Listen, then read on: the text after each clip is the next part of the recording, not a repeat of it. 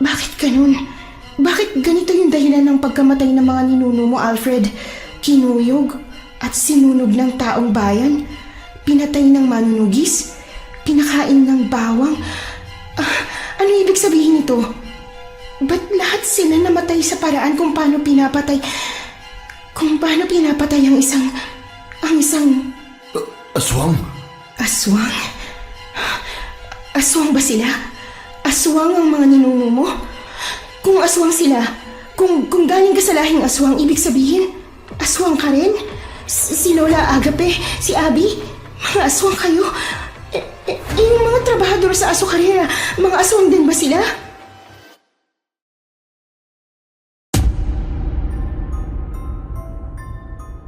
Hindi kaila sa ating lahat ang konsepto ng karma.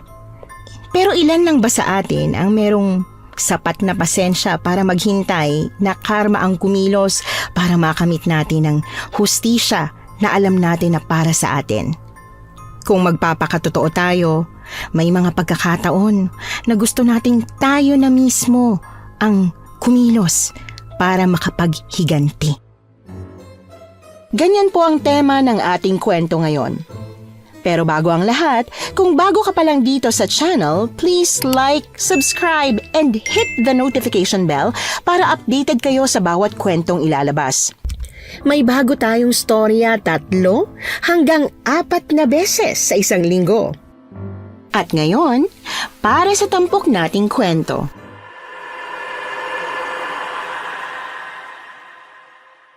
Hayaan mo na.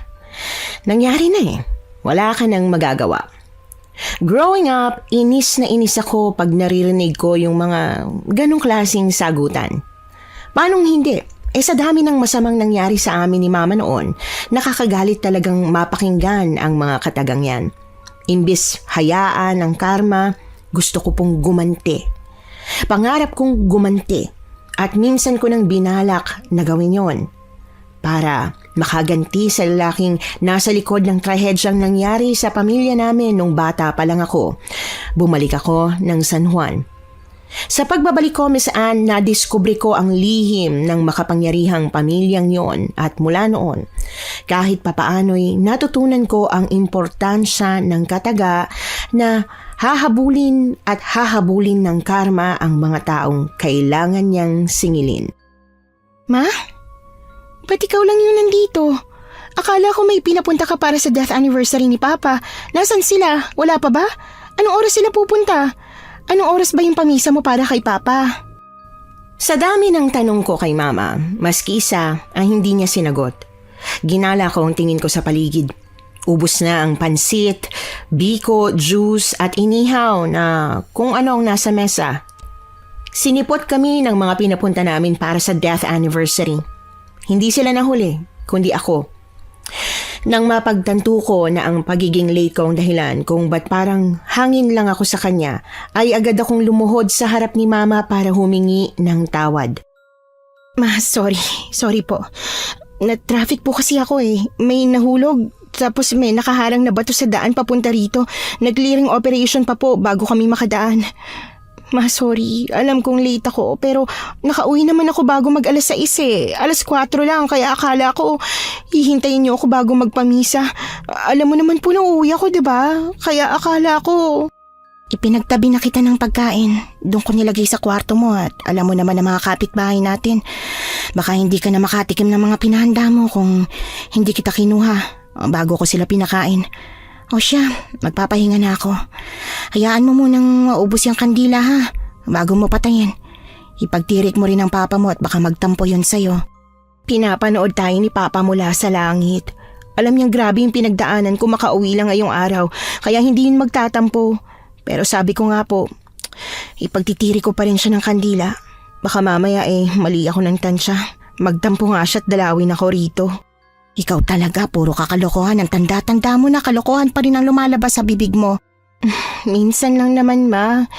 Pag nandito lang ako, pagkasama lang kita, saka puro kalokohan ang sinasabi't ginagawa ko. Pag nandito ako sa atin, sa tabi mo, pakiramdam ko bata pa rin ako. Bata na ako ulit. Pwede akong magpakabata at maging anak mo lang ulit. Iha, may problema ka ba? Po? Wala po. Meron. Alam kong meron. Nararamdaman kong meron. Sige na, sabihin mo na sa akin kung ano yun. Ano yun? Oo na, hindi na ako magtatampo na hindi ka umabot sa pamisa sa papa mo. Huwag ka nang malungkot, okay na. Galit po ako. Galit? 2 dekada nang patay si papa, ma. Pero galit pa rin ako. Hanggang ngayon, galit na galit pa rin ako sa lalaking yun. Akala ko ulimot ko na. Pero tuwing darating ang death anniversary niya, nare-realize kong hindi. Maski konti, maski isang putel, hindi nababawasan ang galit ko. Naging manhid lang ako. Nakaya ko lang mabuhay dala yung bigat na to pero nandito pa rin. Elisa, wag. Tama na. Kung ang papa mo nabubuhay. Kung si papa ang nabuhay, hindi siya mananahimik na lang. Hindi niya po gagawin yung ginawa natin. Na nagpakalayo-layo na lang na para bang tayo pa'y may atraso kaya tayong mas takot. Elisa, nung 8 pa lang ako, sabi niyo, time heals all wounds. Na walang sugat na hindi kayang pagalingin ng panahon. Ano to sugat na to, ma? Ba't sa hinabahaba ng panahon na lumipas nandito pa rin? Anak, paano kung mali kayo, ma? Paano kung hindi pala lahat ng sugat panahon ang nagpapagaling? Paano po kung may mga sugat na kailangan mong ibalik sa nagbigay sa'yo para gumaling? Pagod na ako't ikaw. Nadadala ka ng bugso ng damdamin mo. Bukas na tayo mag-usap.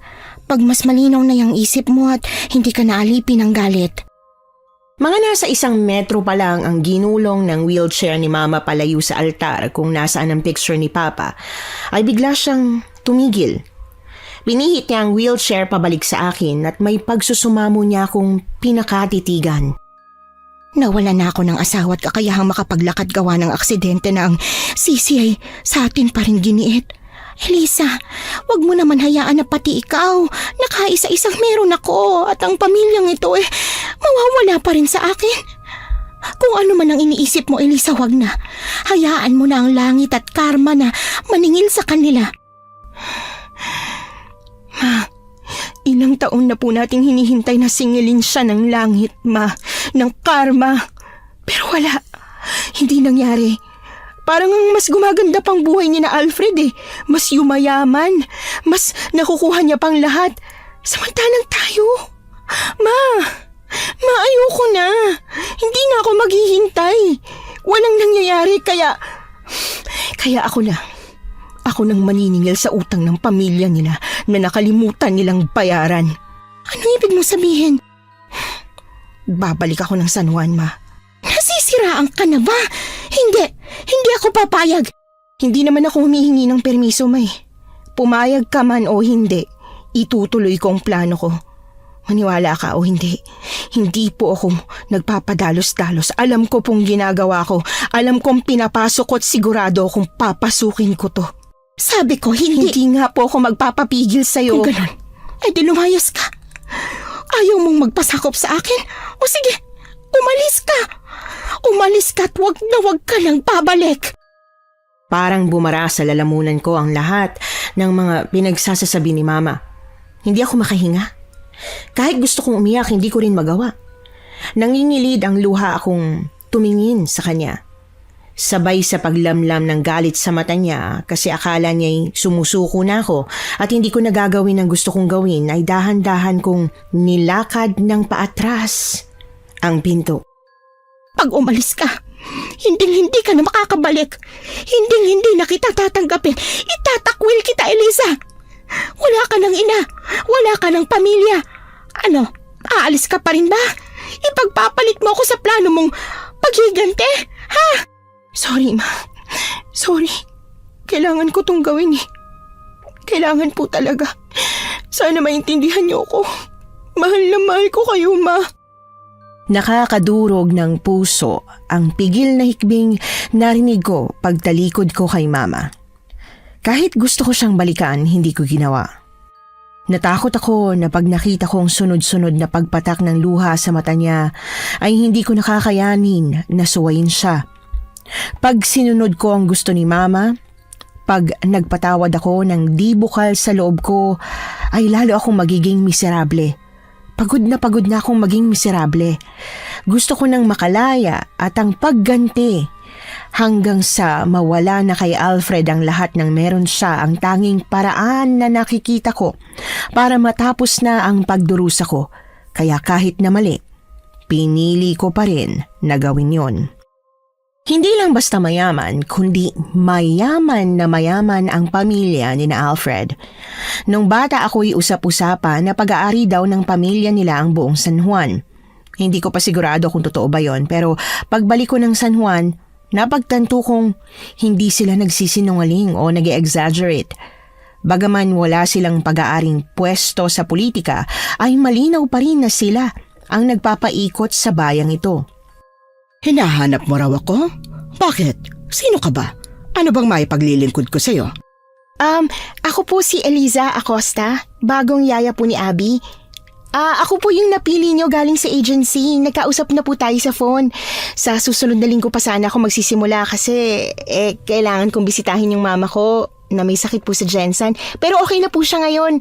Tapos sabi niya, kailangan nyo na daw po ng mag-aalaga kay Abby sa lalong madaling panahon. Kaya nandito na po ako. Pasensya na ho kung bigla na lang po akong sumulpot ng walang paabiso. Nawala po kasi yung cellphone ko.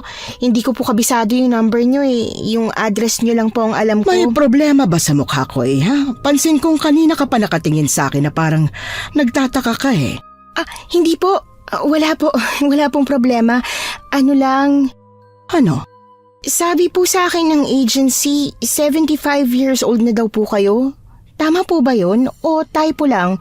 O mali po ako ng dinig? O mali ng alala? Tama ka ng dinig. 75 na nga ako. Pa 76 na sa susunod na buwan. At talaga po? Ang bata-bata niyo po kasing tingnan eh. Parang nasa 40s lang kayo. Ay nako, ng bola pa nga. Hindi mo na ako kailangang bolahin ng ganyan at sayong-sayo ng trabahong ito. Ay hindi po kita binabola, la. Mukha po talaga kayong mga nasa 40s lang. Mga late 40s. Ano pong sekreto niyo? Sekreto? Anong ibig mong sabihin? Wala akong sekreto. Wala akong ganon-ganon. Bone broth.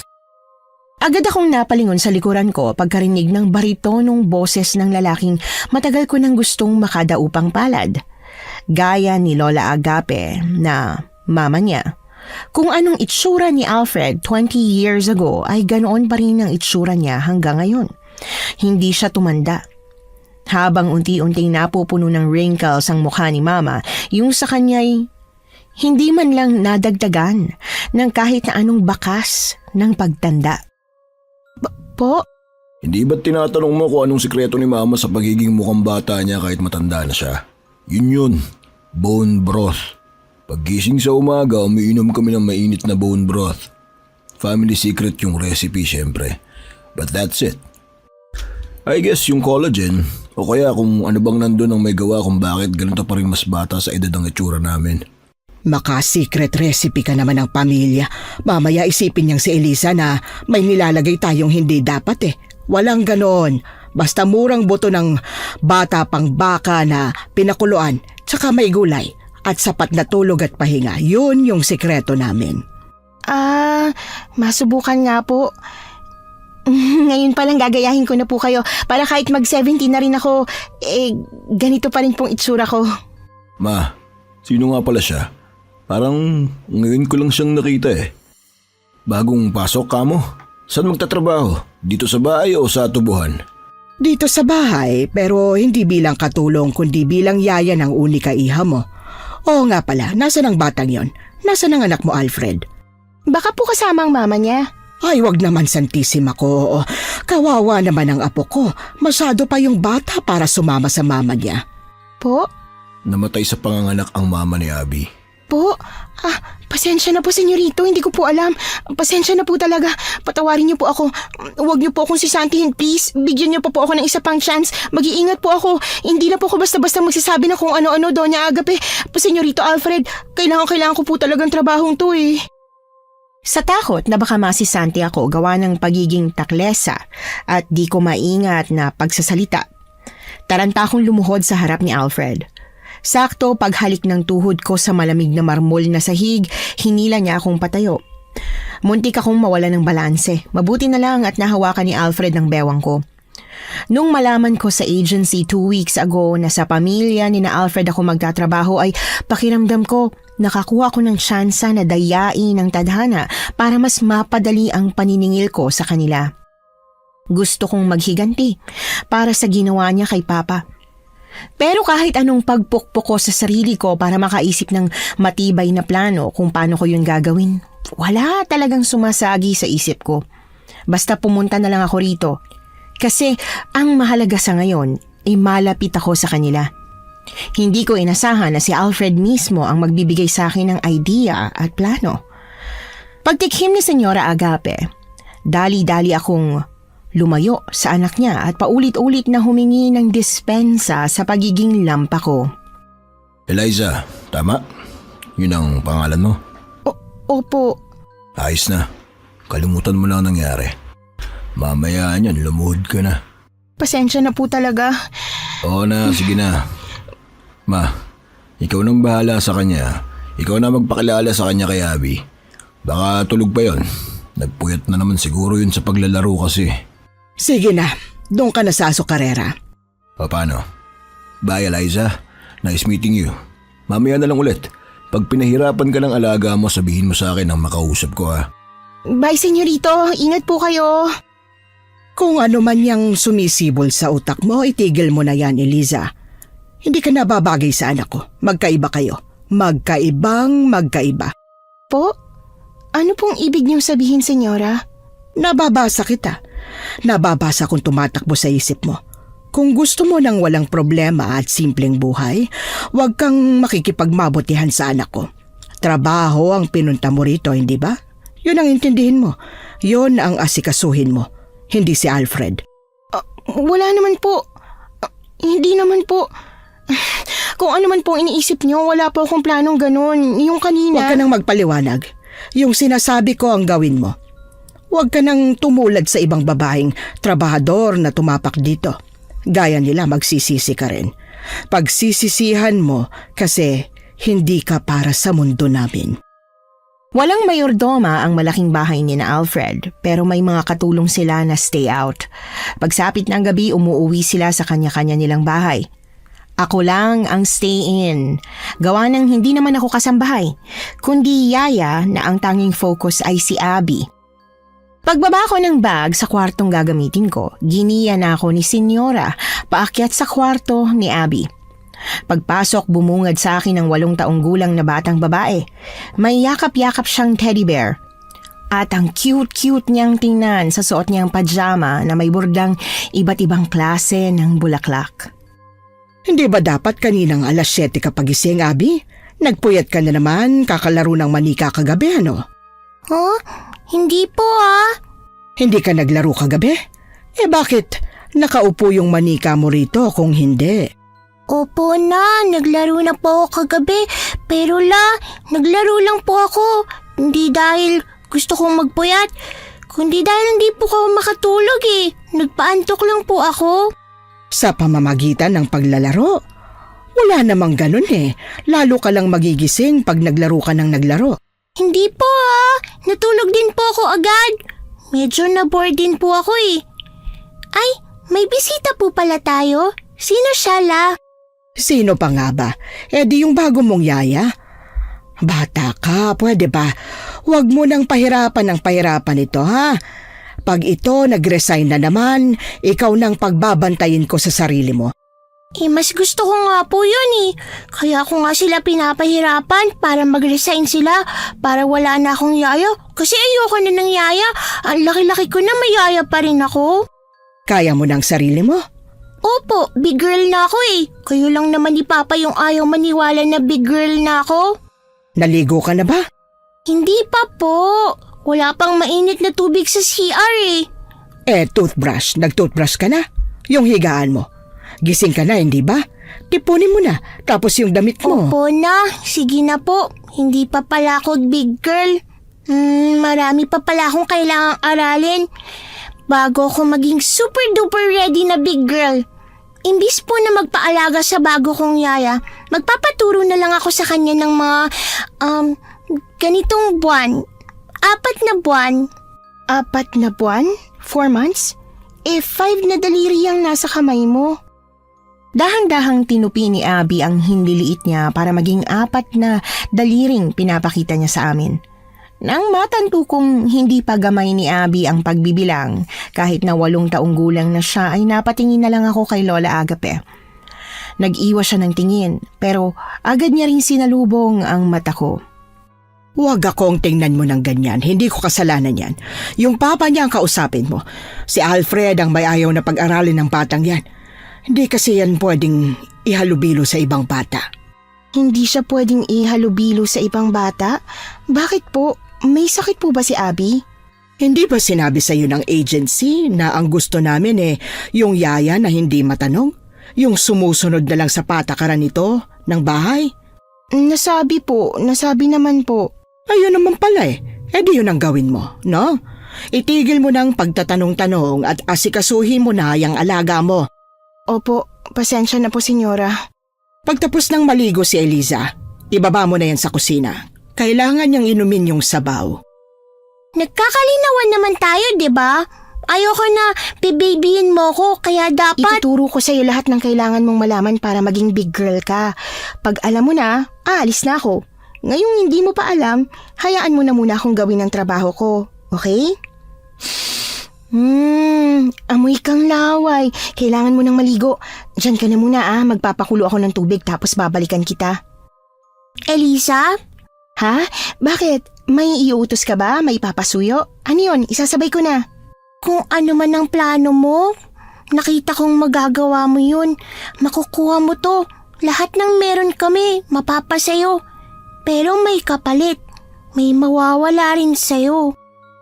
Malakas at takot na takot akong napasigaw nang pagharap ko kay Abby ay bumungad sa akin ang mga mata niyang puro puti.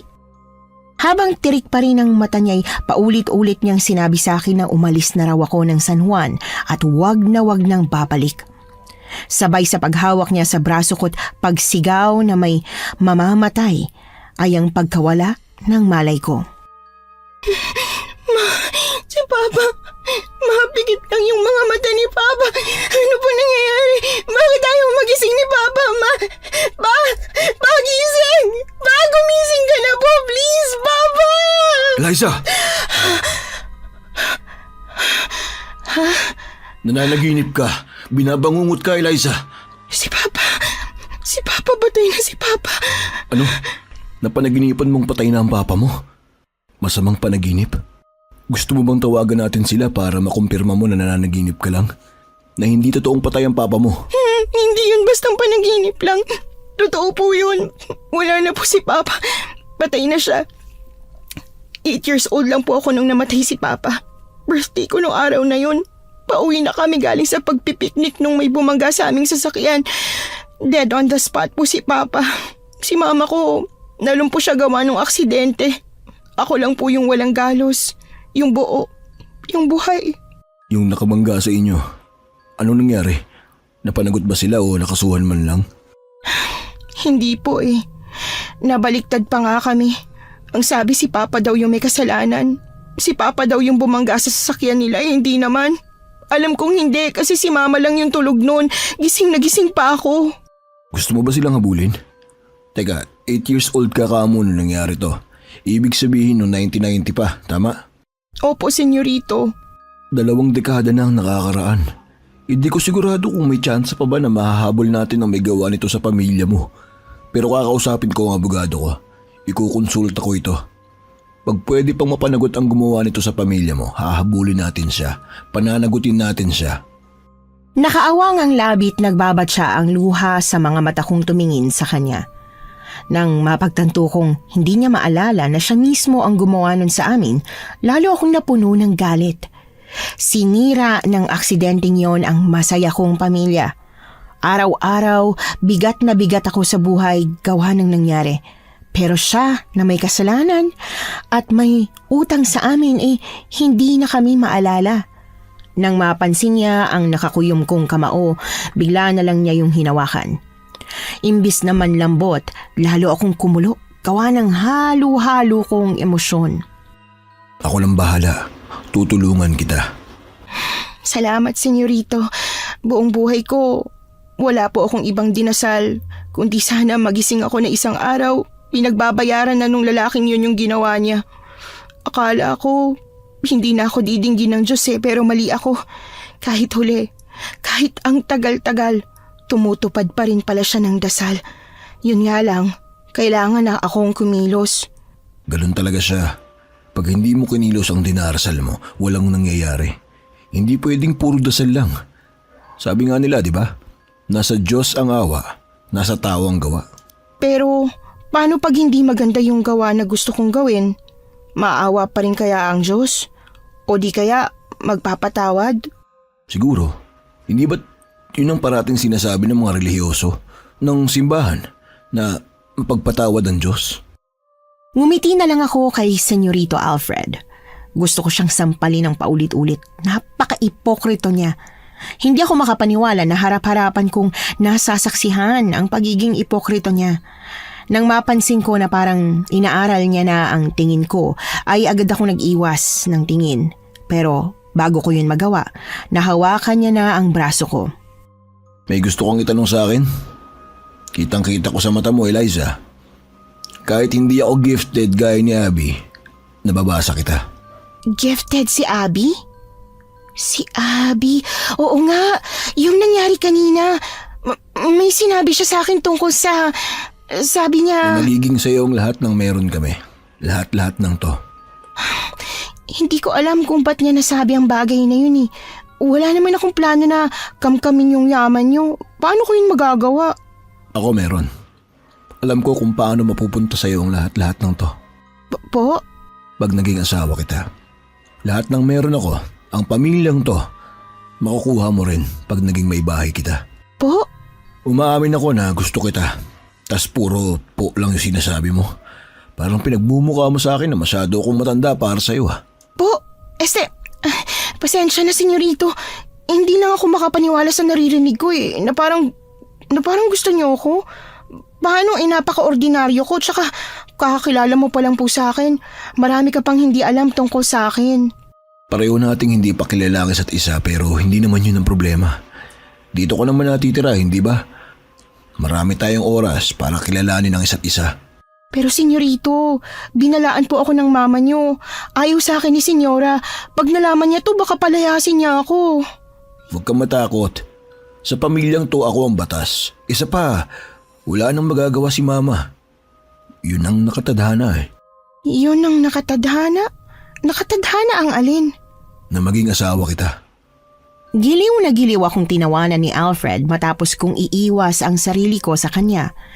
Imbis na pakalmahin ako o pigilang umiwas, tumayo siya at umilang hakbang palayo sa kama. Sa ngayon wala ka pang nararamdaman sa akin. Parang imposible ang sinasabi ko pero wala pang sinasabi si Abby na hindi nagkakatotoo. May kakayahan si Abby na makita yung mangyayari pa lang, yung hinaharap? Hindi parate pero paminsan-minsan nakikita niya ang hinaharap. Nakita niya na ang future mo sa pamilyang to. Sinabi niya yun, di ba? Nakita mo siya sa akto na nakikita niya ang hinaharap. Hindi ba't yun nga ang dahilan kung bakit ka nawalan ng malay? Kasi natakot ka. Oo, pero may isa pa siyang sinabi. Sabi niya, mapapasa akin ang yaman na to. Pero may kapalit. May mawawala sa akin, may mamamatay. Sino yung mamamatay at ano yung mawawala? Yan ang hindi ko alam. Hindi ka ba natatakot? Hindi ka ba nababahala? Hindi. Bakit? Para saan? Kahit naman subukan kong pigilan ang mangyayari. Pag nakatadhana yung mangyari, wala akong magagawa. Mangyayarit mangyayari ang mangyayari. Parang nakakahanap ang tadhana ng paraan para mangyari ang nakatadhana. Hindi mo pa naiintindihan ngayon, pero pag mas matanda ka na, hahayaan mo na lang ang bagay-bagay. Que sera-sera. Que sera-sera? Italian phrase na ang ibig sabihin ay whatever will be, will be. Mangyayari ang mangyayari. Pwedeng madelay pero hindi maiiwasan. Magiging asawa mo ko? Oo. Pero baka hindi pa sa ngayon. Pwedeng sa loob pa lang yan ng ilang taon. Ayoko na maghintay ng ganun katagal. Kung mangyayari yun sa hinaharap, gusto ko na mangyari na yun ora mismo. Sigurado ka? Pag-isipan mo muna, Eliza. Gusto ko ng magandang buhay. Bata pa lang ako, halos magkanda kuba-kuba na ako sa pagtatrabaho. Kasi gusto ko ng magandang buhay eh. Ngayong alam ko na kaya kong makuhang magandang buhay na pinapangarap ko sa pamamagitan ng pagpapakasal sa'yo, ba't ko pa patatagalin, diba? Pero hindi mo ko mahal. Hindi mo pa ako mahal. Hindi ba't importante sa inyong kabataan na mahal niyo ang pakakasalan ninyo? Sa kanila, oo, pero sa akin hindi. Hindi importante ang pagmamahal. Security, magandang buhay, yun ang importante. Yun ang mahalaga. Eliza, makinig ka. Magiging mag-asawa tayo pero may tamang panahon para ron. Bukod sa hindi natin pwedeng kalabanin ang tadhana, hindi rin natin yun pwedeng pangunahan. Ang kailangan natin gawin sa ngayon ay kilalanin ang isa't isa. Naiintindihan mo ba ako? Kahit tumanguna ako sa kanya sa kaloob-looban ko'y, hindi pa rin ako payag. Kung kailangan kong gumamit ng ibang tao para mapabilis ang lahat, gagawin ko. At yun nga ang ginawa ko. Sinadya kong lapitan ng ibang trabahador sa azukarera. Kinaibigan ko sila. Pinalabas ko na nagkakamabutihan na kami ni Russell sa pagbabakasakali na pag sumabog si Alfred sa inggit at selos ay babakuran niya ako at yayayain ng kasal. Salamat ulit sa pagsama mo sa akin sa peryahan ha. Sobra akong nag-enjoy. Tsaka tong teddy bear, sure ka ba na para sa akin talaga to? Wala talaga magagalit na akong binigyan mo nito? Imbis na pumasok sa loob ng mansyon gaya ng sabi ni Russell, tumingkayad ako para yakapin siya. Bago niya maibalot ang braso sa bewang ko o likod ko, ay narinig ko na ang pagtikim ng pamilyar na baritonong boses. Sir Alfred, nandyan po pala kayo. Pasensya na po sa nakita nyo. Si Russell nga po pala kaibigan ko. Galing po kaming peryahan eh. Hinatid niya lang po ako pero pauwi na rin siya. Pumasok ka na at magpahinga sa kwarto mo, Eliza. Gabi na. Hindi ba't maaga kang gigising bukas kasi nangako ka kay Abby na tuturuan mo siyang gumawa ng hotcake para sa almusal? Sige na, pasok na. Hinatid mo si Eliza kaya nandito ka. Hindi ba Russell? Russell ba ka mo? Yun ang pangalan mo. Nandito na siya, sige na. Safe na siya rito, makakaalis ka na. Imbis dumiretso sa maid's quarter na ako lang ang laman, naiwan akong nakatayo sa harap ni Alfred. Ilang segundo rin siyang nakipagtitigan bago malalim na bumuntong hininga. I'm sorry. Sorry? Sorry para saan? Sa inakto ko, hindi ko rin alam kung bakit ginanon ko si Russell. Hindi ko lang nakontrol ang inis ko. Hindi na mauulit. Huli na to. Hindi na ulit ako magpapadala sa bugso ng damdamin ko. Pero pwede ba itigil mo na rin to? Itigil ko na rin to? Itigil ko ng alin, senyorito? Itong ginagawa mo, yung pananadya mo, Eliza. 2 dekada rin ang agwat ng edad ko sa edad mo. Tingin mo ba hindi kita basa? Na hindi ko alam ang ginagawa mo? Bakit, senyorito? Ano ba sa tingin mong ginagawa ko? Pinagsiselos mo ako. Gusto mo ako magselos. Gusto mo naman At nagsiselos ka nga? Sakaling yun nga ang ginagawa ko? Sakali? Eliza, hindi sakali. Yun talaga ang ginagawa mo. Ba't nagagalit ka? Hindi ba sabi mo, matagal pa naman yon? Bago maging tayo? Bago mo ako maging asawa? Habang hindi pa tayo, habang ayaw mo pa akong gawing misis mo, karapatan kong mag-explore muna. Hindi ka na mag-i-explore. Ayoko. Hindi ako payag. Hindi mo ako pwedeng pagbawalan. Wala kang karapatan kasi amo lang kita. Hindi na ngayon. Bago ko matanong kung anong ibig niyang sabihin, dumukot siya ng singsing. Ang laki-laki ng diamante nun. Yun na yata ang pinakamalaking diamanteng nakita ko. Gusto ko na gustuhin na ni Alfred na magkaroon kami ng relasyon. Hindi yung rumekta siya ng propose. Kaya talagang gulat na gulat ako nung pinakita niya sa akin yung singsing. Ano naman yan? Para saan yan? Huwag kang painosente. Alam kong alam mo kung ano to at kung para saan to. Para pigilan akong mag-explore. At para maging asawa ko. Ano, Eliza? Huwag mong sabihin na gusto mo pa akong lumuhod sa harap mo. Oo, hindi ba't ganun yung tamang pagpropose? Niluluhod ng lalaki yung isa niyang tuhod tsaka tinatanong yung babae kung payag ba siyang pakasalan yung lalaki. Alam mo namang 58 na ako, di ba? Mahina na ang tuhod ko. Mukha kang trentahin. Nakita rin kitang magbuhat ng tubo sa asukarera. May katandaan ka na, pero mas malakas ka pa kesa sa kalabaw. Alam kong kaya mong lumuhod. Gusto kong lumuhod ka, saka mo kong alokin ng kasal. At pag hindi ko yun ginawa, paano pag hindi ko binigay ang gusto mo? Eh di hindi mo rin makukuha ang gusto mo. Tama ako, 'di ba? Gusto mo ako? Mas gusto mo na ako.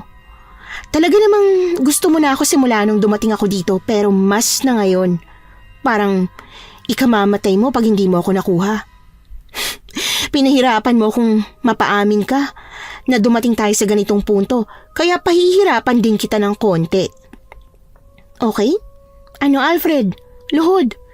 Gusto kong marinig na nagmamakaawa kang maging sayo ko bago mo ako makuha.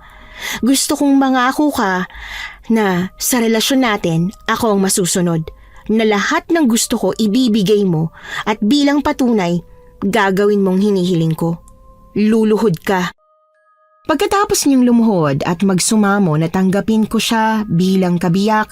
Pakiramdam ko'y nagtagumpay na ako kahit papaano. Pero hindi sa pagiging misis niya natatapos ang lahat. Matatapos lang to pag akin na ang buong asukarera at naipakulong ko na siya. Kinabukasan sakto pagkatapos kong maihain ang mga hotcake na ilang oras din naming tinrabaho ni Abby, dumating na sila ni Senyora Agape sa hapagkainan. Good morning, Lola. Good morning, Papa. Good morning, Abby. Ito na ba yung hotcake na sinasabi mong gusto mong agahan nating lahat? Opo. Hindi ba't dilaw dapat ang kulay ng hotcake? Bakit ito itim o kaya brown? Mocha variant ng street style na pancake yan, Papa. Mukhang hindi lang siya masarap kasi super toasted pero masarap yan. Hulaan ko. Ikaw ang may luto nitong itim at brown ano? Tapos yung tamang-tama ang mga kulay si Eliza. OMG, Papa! Ba't racist ka sa hotcakes? Porque itim at brown ayaw mo? Eh di ba nga po, mas dapat na yan ang gusto mo kasi yan yung kakulay natin eh. Yan yung Pilipinong hotcake. Tas yung gawa ni Ate Elisa, yun yung banyagang hotcake kasi hindi yun brown. Ano? Pero sige, itong Pilipinong hotcake mo na ang kakainin ko. Eliza, lagyan mo nga ako, 2. Palagyan na rin ng mantikilya. Damihan mo ha, tsaka asukal. Ako na ma. Sige na Eli, maupo ko na ulit. Ako nang bahala kay mama. Ba't ikaw ang gagawa nito para sa akin? Hindi naman ikaw yung katulong. Si Eliza yon. Kung meron ditong dapat na nagsisilbi sa akin, si Eliza yon, hindi ikaw. Siya kasi yung yaya, hindi ba? Eliza? Ma, please. Ang ganda-ganda ng araw. Ako na, Alfred. May pag-aalangan niya akong tiningnan. Ngumiti ako sa kanya at pasimpleng tumango. Sakto pagtayo ko'y sinadya kong ilaglag ang singsing na kay Alfred ko rin na diskubre na family heirloom nila. Kaya alam kong agad yung makikilala ni Senyora Agape. Pagkakita niya sa singsing, dali-dali niya yung pinulot, sabay sampal sa akin. Magnanakaw ka! Paano itong napunta sa'yo, ha? Paano mo ito nakuha?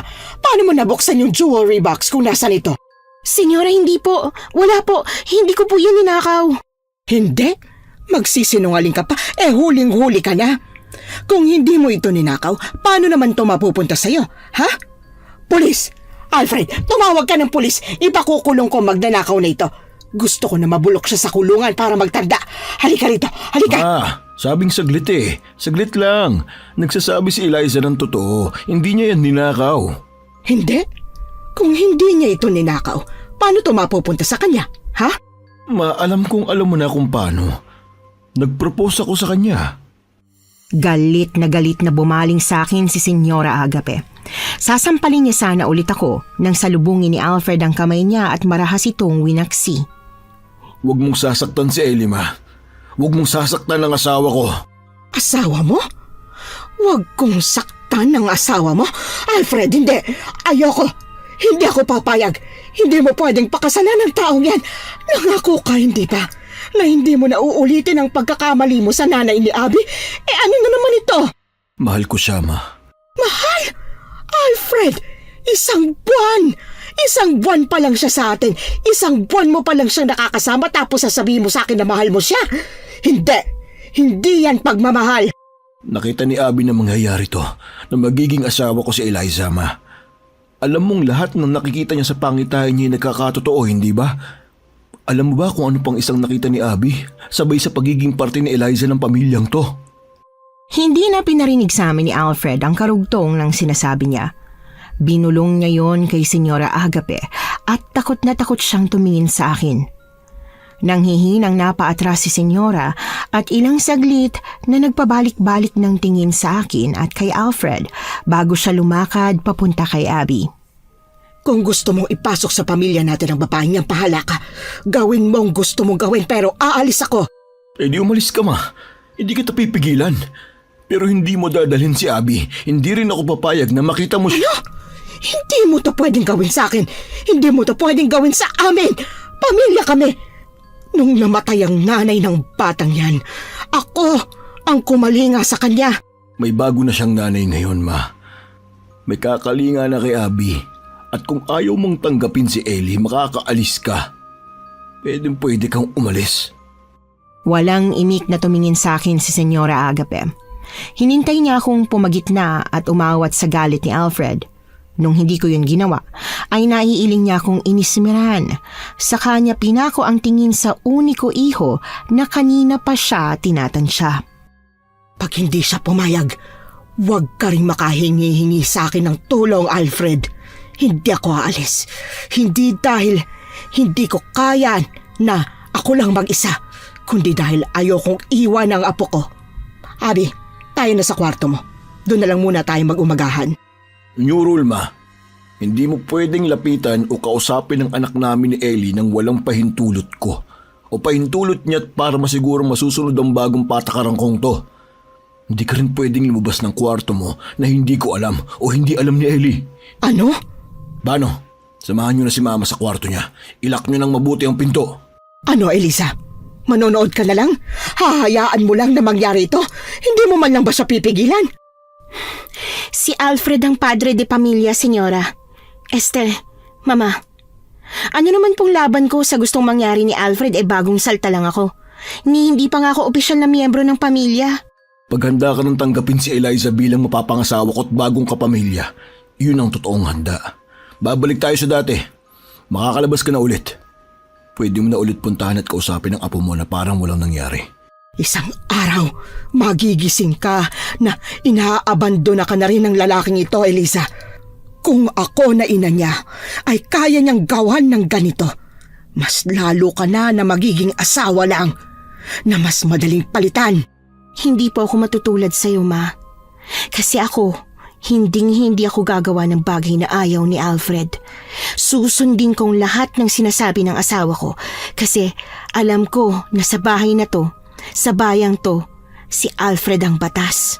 Gumaganti ka ba, ha? Ito ba yung paraan mo ng pagganti sa akin kasi sinabihan kitang hindi ka nababagay sa tulad ni Alfred? Akala mo ba sinabi ko yun kasi ayaw kita kay Alfred? Na para sa pansarili kong interes o ng pamilyang ito yung sinabi ko? Elisa, hindi. Para sa'yo yun. Babala yun. Pero sumigi ka pa rin. Hindi ka nakinig. At ngayon, nasa impyerno ka na rin. Kahit tawagin mo pa ang lahat ng santong kilala mo, hindi ka na makakatakas. Good luck sa'yo, anak. Ipasok niyo na sabi si Mama sa kwarto eh. Painumin niyo na rin siya ng gamot. Kung ano-ano na namang sinasabi niya. Akala ko'y payapa na kaming makakakain ng agahan pero nagdadabog kaming iniwan ni Abby sa hapag. Bago ko pa siya masundan, pinigilan na ako ni Alfred. Ayaw niyang babyhin ko si Abby at baka raw lalo yung maging spoiled at sutil. Nag-hunger strike si Abby nung araw na yon, pati na rin nung sumunod na araw at nung sumunod pa. Pagtungtong nung ika-4 na araw na tanging tubig lang ang nilalaman niya sa sikmura, nakiusap na ako kay Alfred na kausapin ang anak niya pero nakipagmatigasan siya. Ayaw niyang tumatak sa isip ni Abby na kaya niyang makuha ang kahit na ano kasi ibibigay rin namin ang gusto niya pagkatapos niyang magprotesta. Bitbit ang tray na may lugaw, itlog at tokwat baboy, binuksan ko ang pinto ng kwarto ni Abby na ilang araw niya ring nilock. Ayoko niyan! Ayokong kumain! Ayoko niyan! Umalis ka na! Lumabas ka na! Abby, hindi pwede. Konti na lang, 5 araw ka nang walang kain. Hindi ka ba nangihina sa ginagawa mo, ha? Gusto mo bang... Teka, may sinabi ka sa akin nun. May mamamatay pagkatapos namin ikasal ng mama mo. Sa Sabado na ang kasal namin, yung mamamatay... Hindi ako yon. Para akong nabunutan ng tinik sa dibdib gawa ng narinig. Paglapag ng tray sa bedside table ay pinakatitigan ko ang bata. Nang maramdaman niya ang init ng tinging pinupukol ko, ay dali-dali siyang tumingin sa akin sa kamalalim na bumuntong hininga. Para siyang merong gustong sabihin pero hindi niya yun masabi. Sobra siyang nagdadalawang isip. Sa pagbabakasakali na sasabihin niya sa akin kung ano yon, nanatili ako sa tabi niya. Nang mapansin kong 1 oras nang lumipas, tumayo na ako sa kama at lalabas na sana ng kwarto nung bigla niyang hinawakan ang braso ko. Hindi ka na ba galit sa akin? Kakausapin mo na ako? Kakain ka na? Yung dress na isusuot mo para sa kasal namin ng papa mo, gusto mo nang isukat? Gusto mo bang tulungan kita? Yung headband na partner nun, kulay pink. Paborito mo ang kulay na yun, diba? Ate, naalala mo ba yung sinabi ko sa'yo nung nakaraan?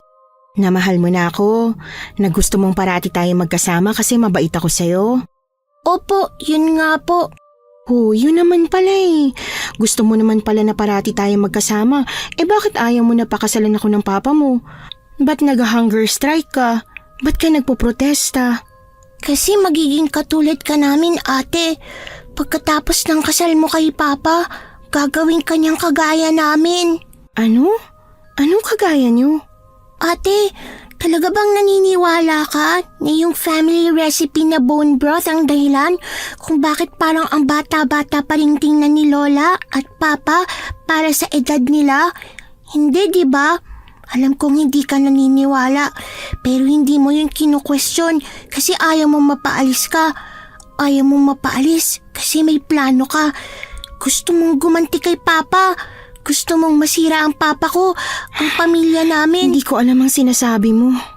Alam ni Papa na minsan, kaya kong makita ang hinaharap, pero hindi niya pa alam na pati nakaraan ng tao kaya kong makita.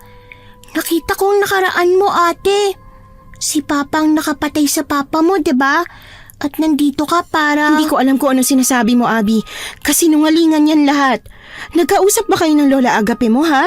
Sinabihan ka ba niya na sabihin ang mga kasinungalingan na to para hindi matuloy yung kasal namin ng papa mo? Tanggapin mo na. Tanggapin nyo na. Sa ayaw o gusto nyong maglola, magiging pamilya nyo ko. Abby, wala akong planong maging masamang madrasta sa'yo. Huwag mo kong pinitin. Huwag mong hayaan na umabot sa puntong gustuhin kong makulong ka na lang din na parang hayop sa kwartong to gaya ng Lola Agape mo. Eliza? Alfred, kanina ka pa ba nandyan? Hindi naman. Kararating ko lang. Magpapahinga na sana ako sa kwarto. Akala ko nga nandun ka tapos narinig ko yung boses mo. Ikaw ba yung sumisigaw? Bakit? Anong nangyari? May ginawa ba si Abby? Hindi, wala. Wala naman. Ano lang, medyo napadid lang yung pasensya ko. Ayaw niya pa rin kasing kumain eh. Ganon? Hayaan mo siya. Kakain din yan pag bumamatay na siya sa gutom. Ano? Tara na. May sasabihin ako sa'yo. Isang beses pa akong nag-aalalang napatingin kay Abby bago ako nagpatianod sa paghila sa akin ni Alfred. Pagpasok sa kwarto kahit ramdam at alam ko na ayaw niyang pag-usapan namin si Abby, hindi ko mapigilan na magsimula ng pag-uusap na si Abby ang topic. Malakas ang batang yon. Hindi siya pangkaraniwan. Hindi pangkaraniwan ang lahi namin. Hindi simpleng gutom ang papatay ron. At alam niya yon. At kung mamamatay man siya, bakit ganyan ka makatingin? Ba't ganyan mo pagsalitaan yung anak mo? Parang hindi mo na siya mahal. Parang para sa'yo, gamit lang siya na napapakinabangan mo na pwedeng-pwede mong palitan. Hindi sa ganun. Nag-aalala ako kay Abby. Anak ko siya eh. Pero kilala ko ang batang yun. Pag nakita niyang pabigay na ako sa gusto niya, mas lalo yung magmamatigas. Kaya kailangan siyang tiisin. Eliza, ilang araw na lang ikakasal na tayo. Naayos ko na ang lahat.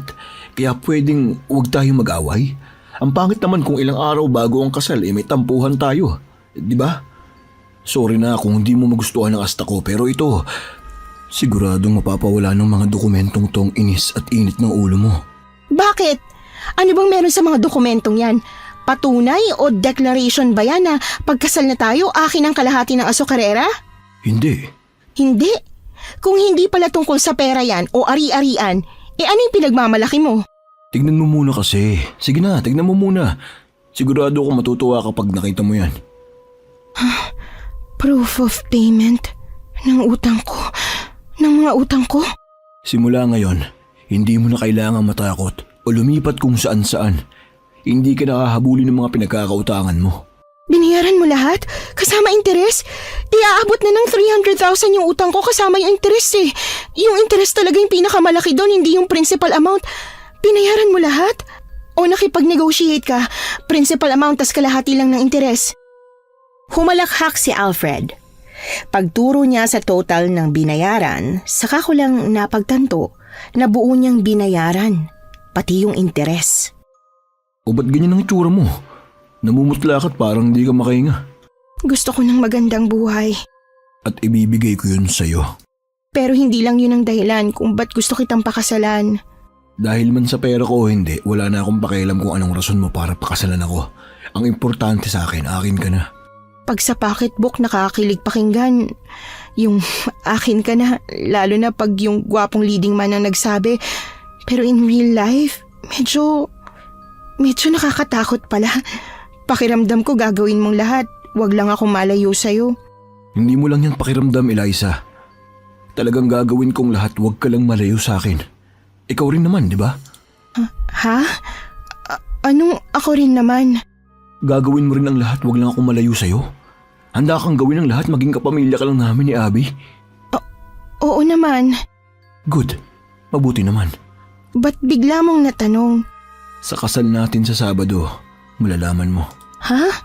Ano? Ba't sa Sabado pa? Ba't hindi mo nalang sabihin ngayon kung bakit?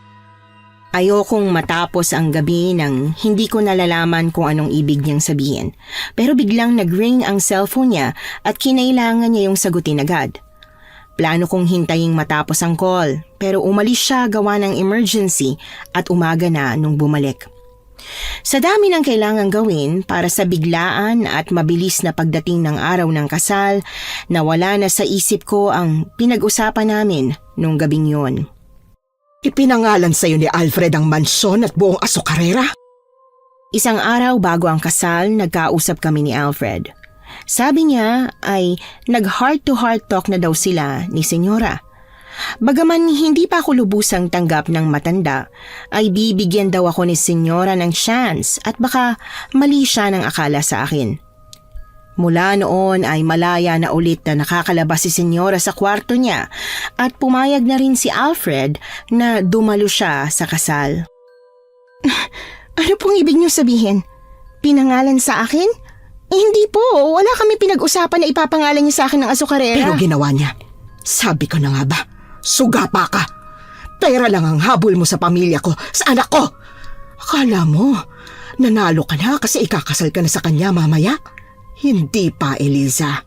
Dadaan ka muna sa butas ng karayom, sa impyerno, bago mo makuha ang lahat-lahat ng ito. Lola, anong ginagawa mo dito? Anong sinasabi mo kay Mama Elisa? Mama Eliza? Hindi mo mama ang babaeng yan. Pero yun po ang sabi ni Papa eh. Kailangan daw na mama ng tawag ko kay Ate Elisa kasi asawa niya na po si Ate Elisa. Lola, sige na. Sa labas ka na. Doon ka na sa kwarto mo. Mag-ayos ka na para sa kasal. Dali-daling sinara ni Abby ang pinto matapos niyang mapalabas si Senyora Agape. Suot ang pang-abay niyang gown at flower crown, kabado siyang lumapit sa akin. Mama Elisa? Kakausapin kong papa mo. Kung ayaw mo talaga o hindi ka pa handa na tawagin akong mama, ayos lang. Hindi mo kailangang pilitin ang sarili mo. Ayos lang sa akin. Gusto po kitang tawaging Mama Elisa. Ha? Akala ko ba ayaw mo sa akin? Nung nakaraan lang, pinipigilan mo ako na pakasalan ng papa mo, diba? Nung nakaraan po yun, I changed my mind na, Mama. Magsisimula na yung wedding ceremony sa loob ng kalahating oras, diba? Oo. kung walang delay o unforeseen circumstances, magsisimula na ang kasal sa nakatakdang oras. Bakit mo natanong? Mama na po kita, diba? Oo. Ba't mo natanong? May gusto ka bang i-request sa akin ngayong mama mo na ako? Opo, sana. Kung papayag ka. Ay, hindi po pala kundi oo. Kailangan po kitang mapapayag. Ano ba yung request mo? Pwede po bang pumayag ka muna bago ko sabihin kung ano yung request ko? Please? Oo na, pumapayag na ako. Basta kaya ko ha. Pag mahirap at hindi ko kaya yung request mo, bigyan mo ako ng chance na pag-isipan muna. Kayang-kaya mo po yun, Mama. Ang request ko lang naman po, sana wag niyong ipaalam kay Papa na pinuntahan kayo ni Lola, na sinabihan kanya ng sugapa na pera lang namin ang gusto. Please po, sige na po. Alam ko pong nakakasakit ng feelings yung sinasabi ni Lola kanina. Kaya ako na po yung hihingi ng tawad sa nasabi niya sa'yo. Sorry po, Mama Eliza. Please, kalimutan niyo na po yung nangyari. Patawarin niyo na po si Lola. Maniwala ka po. Ayaw ni Lola na maging miyembro ka ng pamilya, hindi dahil ayaw niya sa'yo, kundi dahil ayaw kanyang malagay sa alanganin. Ayaw niya akong malagay sa alanganin?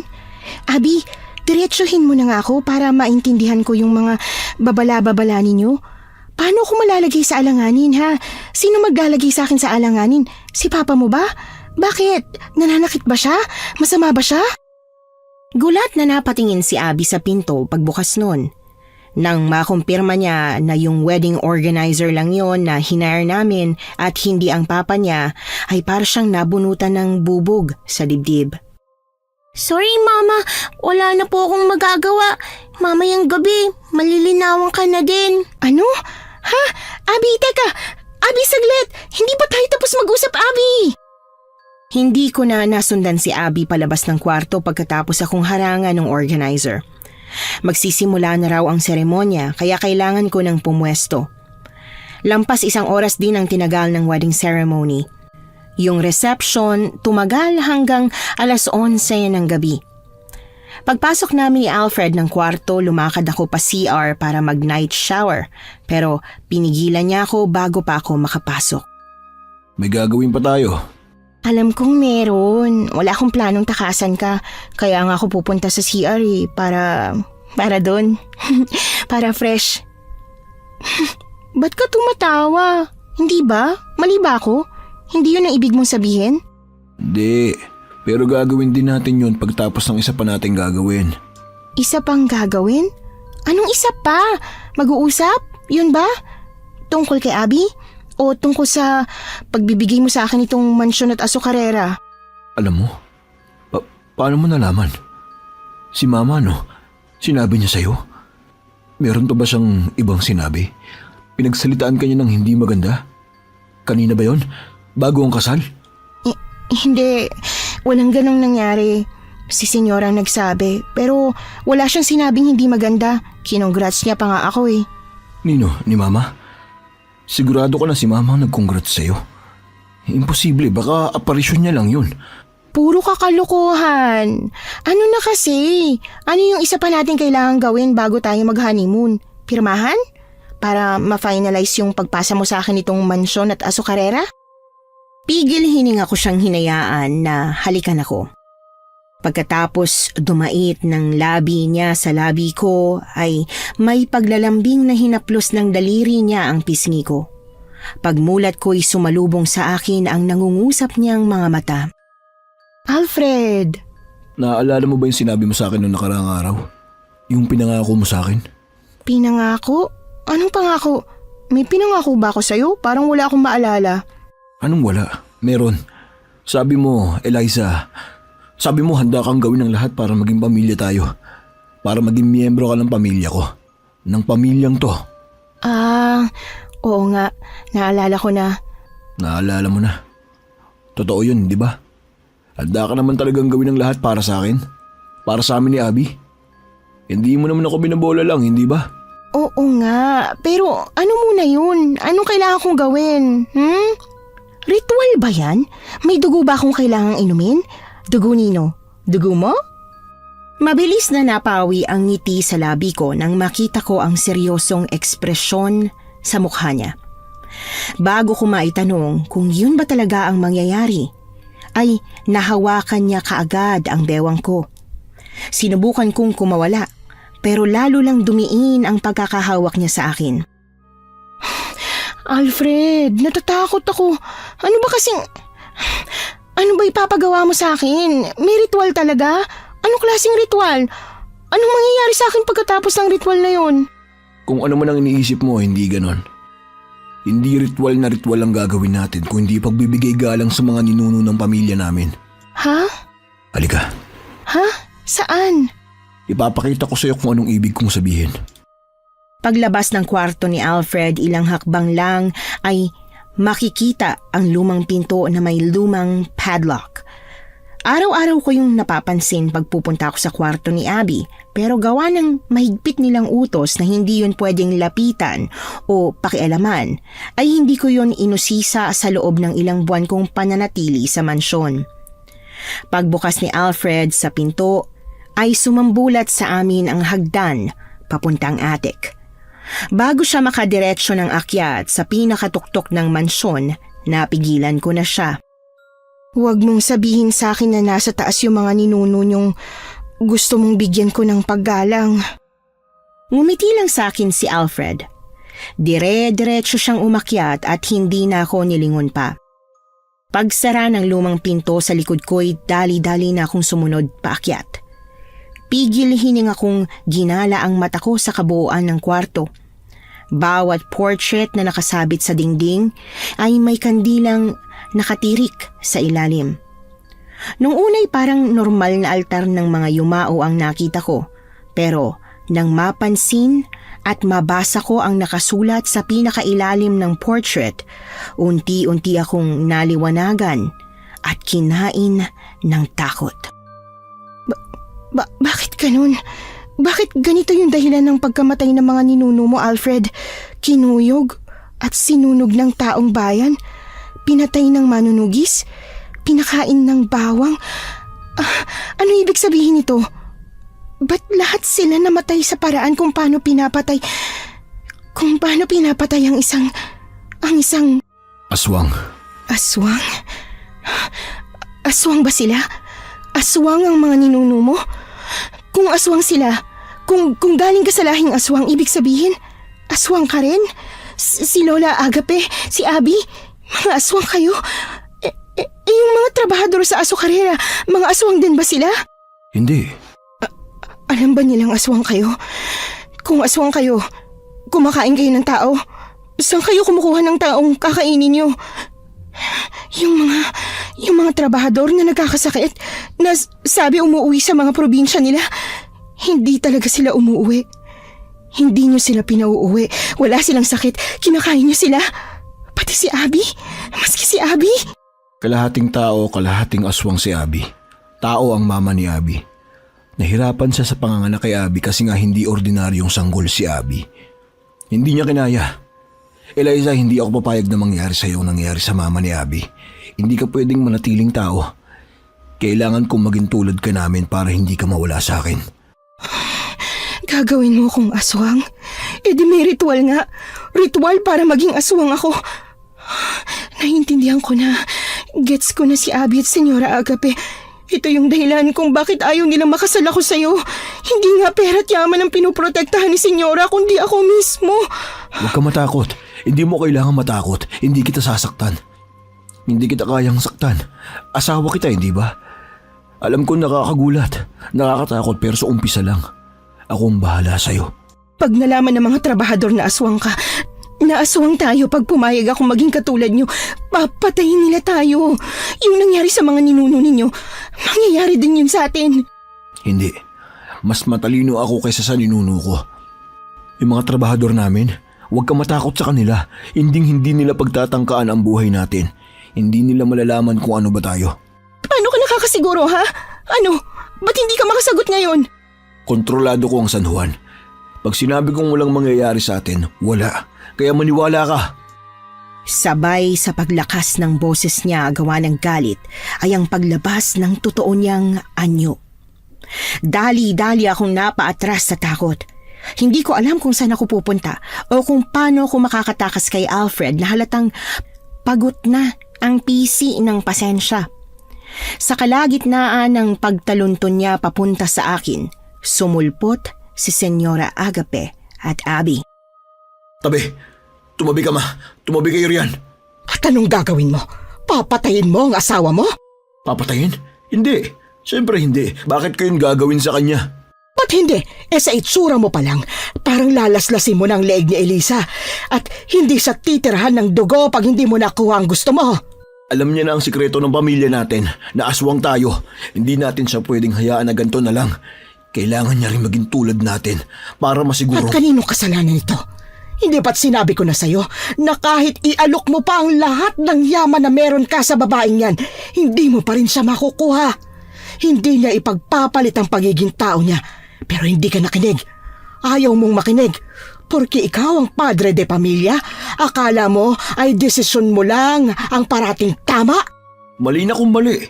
Hindi ito ang tamang oras para magsisihan tayo kaya pwede ba? Papa, please, wag! Wag mong patayin si Ate Elisa! Kakausapin ko na lang siya. Ngayong alam niya na yung secret ng family natin at walang kasiguraduhan kung kaya niya ba tong itago. Pipilitin ko po siyang maging gaya natin. Ako pong bahala. Bigyan mo lang po kami ng konting oras. La, dalhin mo muna si Papa sa labas. Bukalmahin mo muna siya, please. Ako nang bahala kay Ate Elisa. Nang sigurado na ako na kaming dalawa na lang ni Abby ang naiwan sa attic, dali-dali akong gumapang at lumuhod sa harap niya. Paulit-ulit niya akong pinatahan at pinakalma pero hindi ko talaga kaya. Ayoko pang mamatay. Ayoko ring maging aswang. Abby, tulungan mo ako. Yung plano kong maghiganti sa pamilya ninyo, kakalimutan ko na. Mananahimik na ako basta tulungan mo lang ako makatakas, parang awa mo na. Magkagalit kami ni Mama, pero Mama ko yun eh. Kahit sabi niya na ayaw niya na akong makita, alam kong hindi yun totoo. Hahanapin at hihintayin pa rin ako ng Mama ko. Abby, ako na lang ang nag-iisang pamilya ni Mama. Kailangan ko makabalik kay Mama. Tulungan mo ako makabalik kay Mama, Abby. Abby, makikinig na ako. Susundin ko na lahat ng utos at sasabihin mo. Ate Elisa. Huwag mong sabihin na wala ng ibang paraan. Nahuli na ang lahat. Na ang pagpipilian ko na lang ay maging humans to nyo o maging aswang gaya ninyo. Teka, aswang ka rin, di ba? Safe ba ako sa'yo? Oo naman, safe na safe ka sa akin. Hindi naman ako kumakain ng tao eh. Kalahating aswang at kalahating tao ako. Pwede ako mamuhay na parang tao. Yung hindi kakain ng tao, tas pwede pa rin na parang aswang. Sa ngayon, parang tao ako namumuhay. Gusto ni Papa na saka ako nayakapin ng pagiging aswang ko pag nasa tamang edad na ako.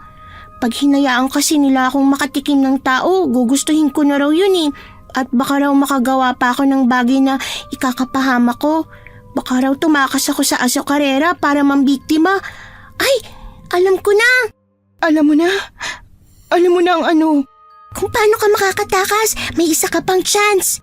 Meron pa? Anong kailangan kong gawin? May tiwala ka ba sa akin?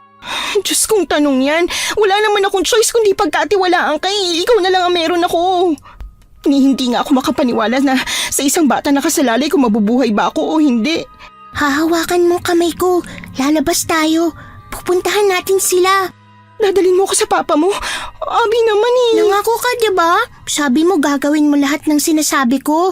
At gusto kong mangyari, diba? Paglabas namin sa attic, agad kaming tiningnan ni Alfred at Senyora Agape.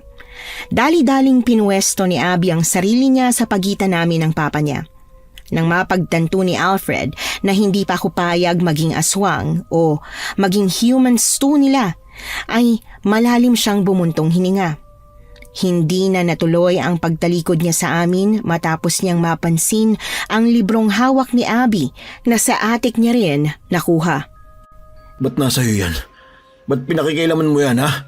Hindi ba't bilin ko na huwag kang mangilam ng mga gamit sa attic? Number 1 sa family commandment. Labag po sa batas ng pamilya natin na pilitin ng isang tao na maging aswang. Kailangan kusang loob.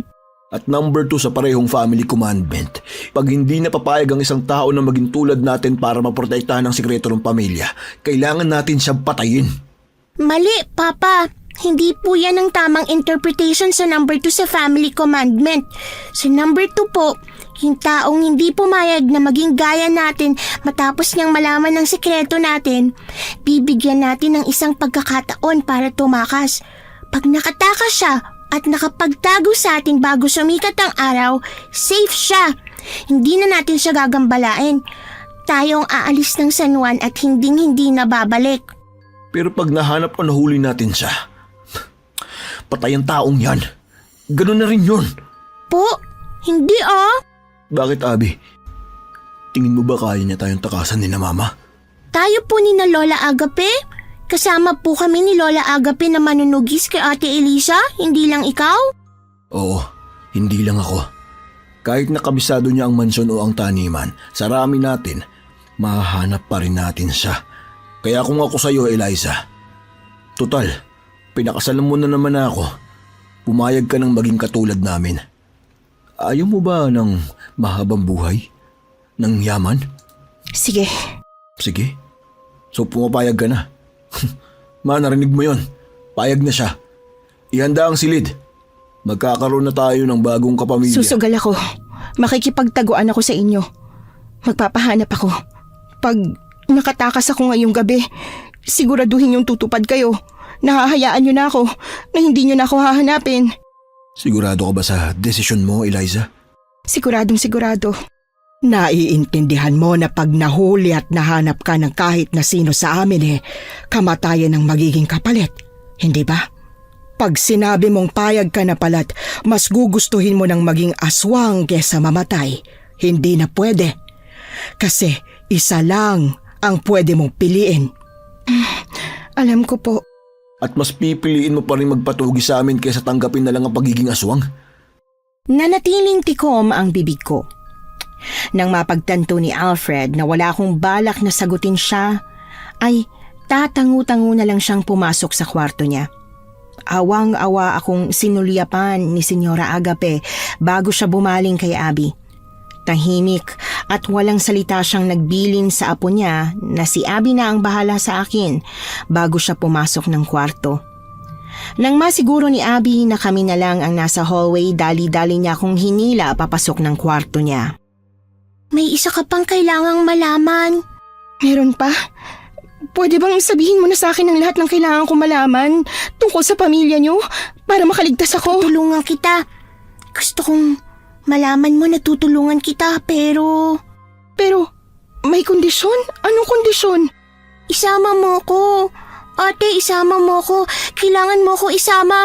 Kailangan mong tumakas para magkatotoo yung pangitain ko.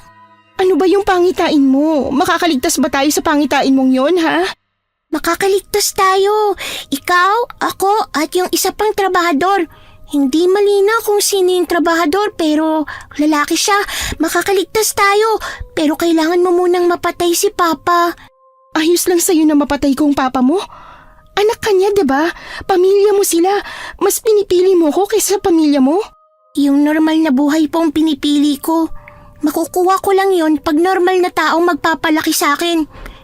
Isa pa, kampihan ko man si Papa at Lola, mangyayari pa rin ang mangyayari. Mapapatay mo pa rin si Papa. Que sira-sira. Anong gagawin ko? Paano ko mapapatay ang papa mo, ha? Alam ko kung paano eh. Aswang siya, diba? E di asin at bawang? Yun ang kailangan ko. Wala kami nun. Wala kang mahahanap na ganun dito. Wala? Ba't wala? Saan ka naman nakakita ng aswang na may asin at bawang sa bahay? Oo nga, tama ka. Kaya pala. Kaya pala ano? Kaya pala ang tatabang ng pagkain nyo. Kasi hindi kayo naglalagay ng asin, gawa ng aswang kayo. Akala ko matabang lang yung pagkain nyo kasi health conscious kayo at ayaw nyo nang mamatay sa sakit sa bato. Ate Lisa, focus! Meron ka lang 30 minutes para magtago at nasayang na natin yung ilang minuto doon. 30 minutes lang? Ba't di ka agad nagsabi? Kung alam ko lang... O di, paano na? Ano nang gagawin ko? Tumakbo ka sa gate. Abangan mo si Kuya Russell. Kinausap ko na siya kanina eh. Darating yun in 5 minutes. May dala siyang asin. Ha? Ate, focus! May dalang asin si Kuya Russell. Yun yung gagamitin mo para talunin si Papa. Ako, dito lang ako sa kwarto. Pag wala na si Papa, saka ako lalabas. Paano mo malalaman na wala ng papa mo? Saka, bakit magdadala ng asin at bawang si Russell? Sinabi mo ba na aswang ang pamilya niyo? Paano mo siya nasabihan na pumunta dito? Nakita mo ba sa pangitain mo na tatanggihan ko ang pagiging aswang? Hindi. Alam ko lang na hindi mo ipagpapalit ang buhay mo sa klase ng buhay na meron kami para sa pera. Hindi ka sugapang madrasta, ate. Sige na, wala nang oras. Gulat kaming napasinghap pagbukas ng pinto ng kwarto ni Abby. Galit na pinutol ni Alfred ang distansya sa pagitan namin. Bago siya makalapit, napatingin ako sa wall clock. Teka, 10 minuto pa lang ang nakakalipas, diba? Abby, akala ko ba? Sabi mo may kalahating oras ako para magtago, para tumakas. May 20 minutes pa ako, pero nandito na si Alfred. Sabi ko na nga ba, tama ang kutob ko. Tatraidorin mo ako para kay Eliza. Kung mas nangingibabaw sa'yo ang pagiging tao mo kaysa sa pagiging aswang, kakalimutan kong anak kita at sisigurduhin kong hindi ka na rin sisikatan ng araw. Galit na galit kaming sinugod ni Alfred. Gamit ang mahaba at matulis niyang kuko ay umamba siya na sasaksakin ako. Gawa ng hindi ko alam kung anong gagawin o kung paano ko siya iiwasan, nabato na lang ako sa kinatatayuan ko. Nung wala pa rin akong nararamdamang kahit na anong sakit, napilitan akong magmulat. Litong-lito at nangungunot ang noo kong napatingin kay Abby nang biglang sumuka si Alfred ng dugo. Pagbagsak niya, saka pa lang namin nakita si Russell na nakatayo sa may pinto. Pinukol ni Russell ng matulis na kahoy si Alfred. Tumama yon sa likod ng asawa ko at tumagos sa puso nito. Eliza, lumayo ka sa kanya. Tama ako. Sila nga ang nasa likod ng pagkawala ni Kuya at ng mga iba pang trabador. Aswang sila. Kung aswang si Senyorito Alfred na papa niya, aswang din ang batang yan. Huwag kang magpapaloko dyan. Papatayin ka niya. Hindi! Oo, aswang din si Abby, pero hindi siya katulad ni Alfred. Hindi siya kumakain ng tao. Hindi pa siya kumakain ng tao. Anak nang, nabilog niya na yung ulo mo. Bumunot si Russell ng asin sa bulsa niya. Sinaboy niya yon kay Abby. Bago matamaan si Abby, mahigpit ko na siyang niyakap. Sinangga ko ang asin na dapat sana'y tatama sa bata. Eliza, ano ba? Makinig ka sa akin. Hindi magbubunga ng bayabas ang puno ng star apple. Kung masama't kumakain ng tao ang tatay ng batang yan, darating ang araw na gagawin niya rin yon. Bago pa siya maging problema, mas mabuting unahan na natin siya. Hindi siya magiging problema. Akong bahala sa kanya. Kami ng mama ko magpapalaki kay Abby. Hindi siya matutulad kay Alfred. Mabuti siyang bata, Russell. Sisiguraduhin ko na hanggang pagtanda mabuti pa rin siya. Please. Mula nung tumungtong ako sa San Juan, masasabi kong hindi ko alam kung ano bang mga pinagagagawa ko. Ngayon pa lang ako naging sigurado sa ginagawa at desisyon ko, kaya please. Pinapunta ka niya dito, diba? Modus nila yon. Pag kailangan nila ng taong makakain, pinapapunta nila rito. Tapos... Papa lang pong gumagawa ng ganon. Pinapunta po kita rito para tulungan si Ate Eliza. Para tulungan talaga si ate, hindi para kainin namin. Hindi ko nakita yung mukha mo sa pangitain ko, pero alam ko na may pagtingin ka kay Ate Eliza at ikaw yung tutulong sa kanya na matalo si Papa. Tama nga ako. Kayo ni Ate Eliza yung makakapatay kay Papa. Kuya, pareho kayong galit ni Ate Eliza sa pamilya ko. Pero yung nangyari po, yung mga kinagagalit niyo sa pamilya ko, wala pa naman ako nun eh. Kaya please, wag niyo na po ko idamay. Wag po akong pagbayarin niyo. Kung hindi ka payag, kung tingin mo magiging payapa lang ang bayan na to pag pati si Abby wala na, ikaw ang gumawa. Ikaw ang pumatay sa batang yan. Pagbuntong hininga ni Russell at pagtangu-tango, agad ko nang niyakap si Abby. Hindi niya na ako papatayin. Mabubuhay na ako. talagang makikita at makakasama ko kayo ng mama mo, ate. Kayo yung bagong pamilya ko. Si Senyora Agape, nasan ang lola mo? Abby, ikaw lang ang palulusutin ko. Hindi kasama yung matandang yun. Nasan siya? Sabihin mo! Kailangan na po nating umalis. Pag hindi pa tayo lumabas, baka masunog tayo. Ano bang pinagsasabi mong bata ka? May nakapagsabi na ba sa'yo na ang weird mo? Ilang saglit pa'y pinasok na ng puting usok ang kwarto ni Abby. Tarantang napamura si Russell. Hinila at giniya niya kami palabas ng mansyon. Pagkarating namin sa gate kung saan mas ligtas na kami ay sabay kaming napalingon sa malapalasyong bahay ni na Abby. Unti-unti yung nilamon ng galit na apoy. Pagkakita ko kay Senyora Agape sa bintana ay kamunti ko pa siyang takbuhin para iligtas pero pinigilan ako ni Abby. Bakit? Diba mabait din naman ang lola mo? Sunod-sunuran lang siya kay Alfred. Sinubukan niya nga akong protektahan, diba? Pagod na po si Lola sa buhay na meron siya. Gusto niya nang magpahinga. Yung sunog? Sino po sa tingin niyo nagsimula nun? Si Lola po. Kung gusto pang mabuhay ni Lola, hindi po siya tatayo na lang ng ganyan sa bintana niya at maghihintay na kainin siya ng apoy. Ate Eliza, kailangan na nating umalis. Dapat walang makakita sa atin. Kailangan maniwala yung mga taga-San Juan na gaya nila Papa na matay din tayo sa sunog. Ha? Bakit naman?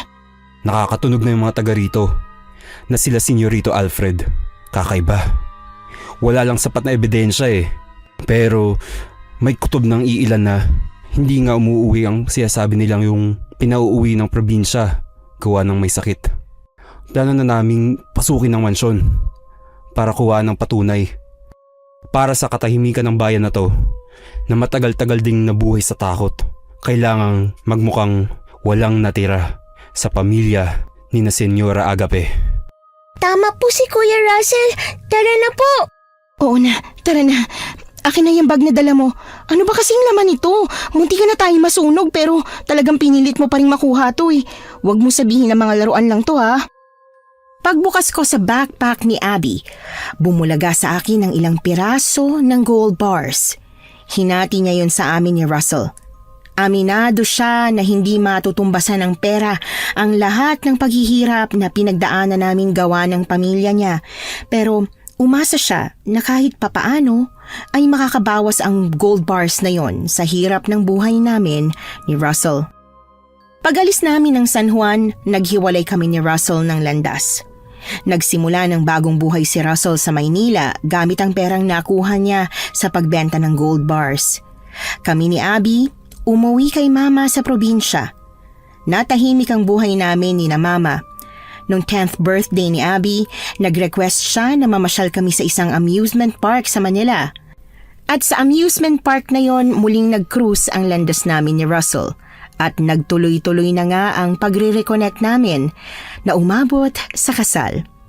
Kasal na pag-ibig ang dahilan, hindi paghihiganti o kung ano paman. Nagustuhan niyo po ba ang ating kwento ngayong araw? Kung oo ang sagot at hindi mo pa nagagawa, subscribe na. Click the notification bell para updated ka sa tuwing maglalabas kami ng bagong kwento. Click like at mag-iwan na rin ng comment. Masayang-masaya ako tuwing nagbabasa ng messages mula sa inyo. At kung may sarili kayong karanasan na gusto nyong ibahagi sa amin, email lang sa missanhorrorstories@gmail.com. Dire-diretso lang, missanhorrorstories@gmail.com. Malay nyo, sa susunod, yung kwento na ninyo ang binabasa namin para sa ating mga tagapakinig. Hanggang dito na lamang muna at muli po, ito po ang inyong si Miss Ann. Nagpapasalamat sa inyong patuloy na pagmamahal at pagsuporta.